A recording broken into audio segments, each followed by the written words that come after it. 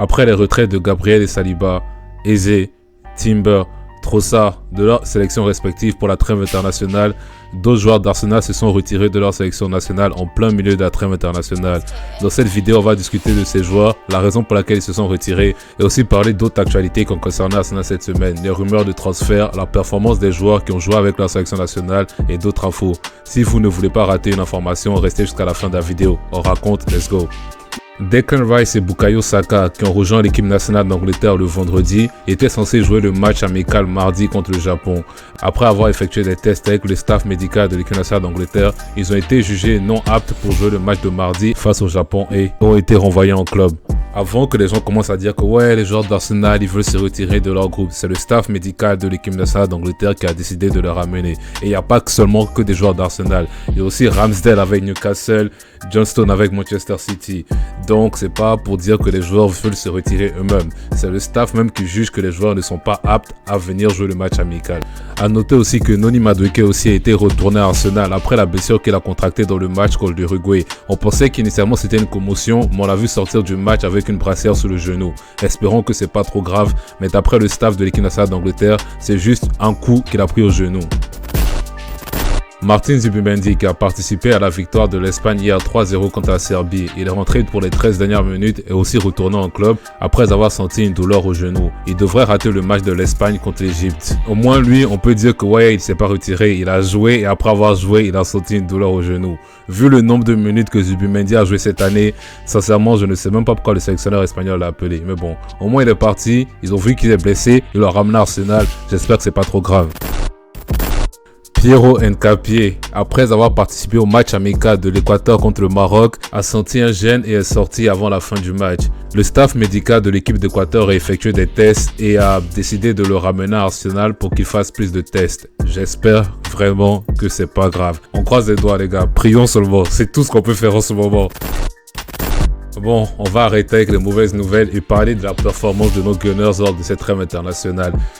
Glock 14, Victor Gyökeres, mon gars sûr. Il a marqué un triplé contre l'Ukraine et a donné la victoire à son pays, la Suède, lors d'un match de qualification pour la Coupe du Monde. Il a marqué 3 buts différents, un but de renard de surface, un but sur penalty et puis un but genre classique. Gyökeres appelle sur le côté gauche, il rentre son pied droit et il marque.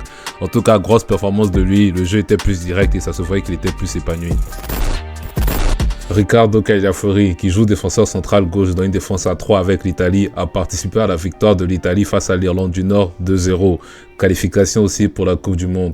Il a fait un gros match puisque clean sheet pour un défenseur, c'est une victoire et en plus son pays a gagné. J'ai vu certains extraits de sa performance, ouais, il joue bien. Il a l'air de revenir à son niveau puisqu'il était blessé.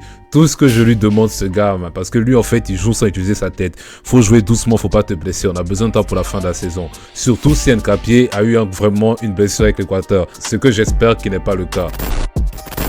Benjamin White, Ben White, a fait son retour avec l'équipe nationale d'Angleterre lors de ses matchs amicaux et a marqué son premier but avec la sélection anglaise face à l'Uruguay. Le match a fini 1-1, mais un événement a fait parler. Lorsque Ben White est entré sur le terrain, les supporters anglais ont boué Ben White. Je pense que c'est parce qu'il a dit qu'il ne voulait plus jouer pour l'équipe nationale à un moment donné à cause de l'entraîneur qui était en place. En tout cas, les supporters anglais, moi, je ne les comprends pas. Vous avez un gars comme Ben White, au lieu de le soutenir, vous ne voulez pas le soutenir. Vous voulez soutenir des joueurs comme Foden. J'ai rien dit les gars, pardonnez. On parlera de ça un autre jour.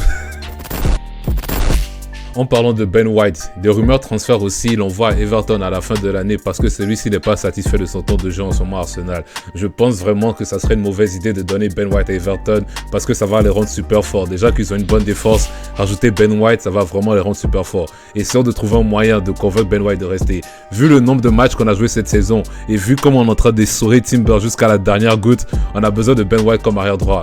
En tout cas, laissez-moi savoir ce que vous pensez. Mais bon, en cas de départ de Ben White, Arsenal semble cibler Livramento ou bien Jiménez de Bournemouth. En tout cas, on verra en été comment ça se passera. Pour le moment, restons concentrés sur notre objectif championnat. Autre rumeur de transfert au niveau des arrivées, apparemment Arsenal envisage la possibilité de acheter Kvaratskhelia à Paris. On l'a raté au mercato janvier l'année dernière et vraiment je regrette. J'espère que cet été on va le prendre. Surtout en connaissant notre côté gauche, on joue avec 2 gars inconsistants. J'avais oublié même, Martinelli aussi était appelé en équipe nationale de Brésil. Vous savez qu'il a rien fait comme d'habitude, donc je sais même pas pourquoi je parle de lui dans la vidéo. Trossard aussi, il est régulier, donc si la Cheikh Varach est là, ça sera vraiment un bon truc. Pour le moment c'est une rumeur, mais bon, vous savez, on raconte. Je vais garder ça à l'œil et dès qu'il y a un développement, vous serez au courant.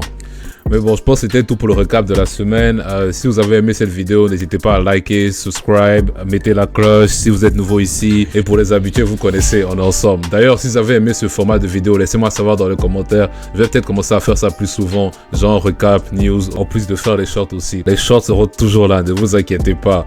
Vous connaissez, on raconte toujours à l'affût. Peace, au revoir, à la prochaine.